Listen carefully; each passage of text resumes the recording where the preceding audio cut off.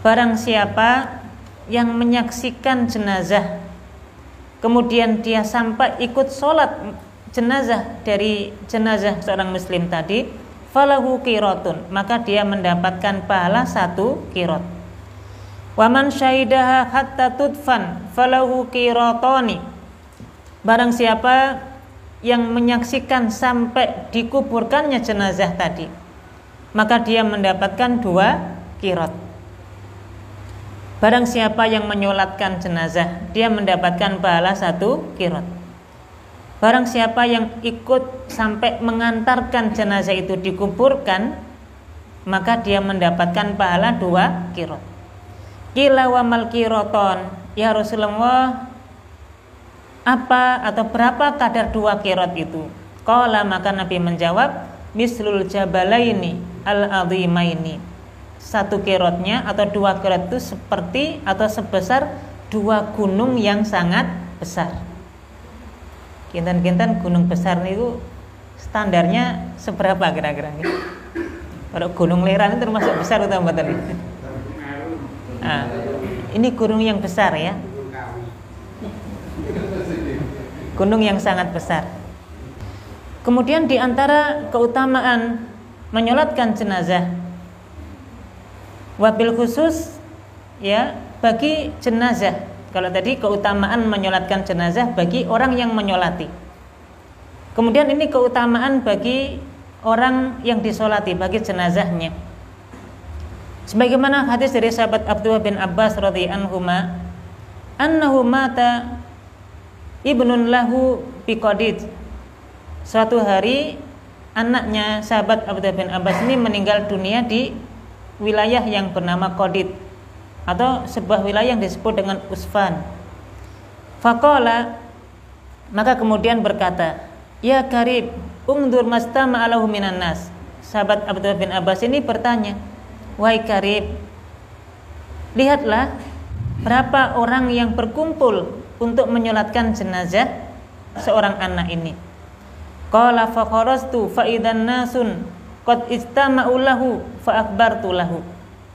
Maka kemudian saya keluar dan melihat ternyata para sahabat itu sudah banyak yang berkumpul, maka saya mengabarkan kepadanya. Faqala taquluhum arbaun, maka dia berkata, dia kamu mengatakan bahwasanya mereka yang sudah berkumpul itu sebanyak 40 orang. Jadi pada saat mau menyolatkan jenazah itu ternyata sudah berkumpul 40 orang. Kemudian qala berkata, akhrijuhu fa inni sami'tu Rasulullah sallallahu alaihi wasallam yaqul. Sekarang keluarkan jenazah ini, karena saya pernah mendengar Nabi sallallahu alaihi wasallam bersabda, ma min rajulin muslimin yamutu fayaqumu ala janazatihi arba'una rajulan la yusyrikuna billahi syai'an illa syafa'ahum wa fihi. Tidaklah seorang muslim yang meninggal dunia kemudian disolatkan jenazah tadi sebanyak 40 orang yang tidak menyekutukan Allah Subhanahu wa taala illa syafa'ahum wa fihi, melainkan 40 orang yang ikut sholat jenazah tadi hakikatnya akan memberikan syafaat penolong kepada si mayit tadi.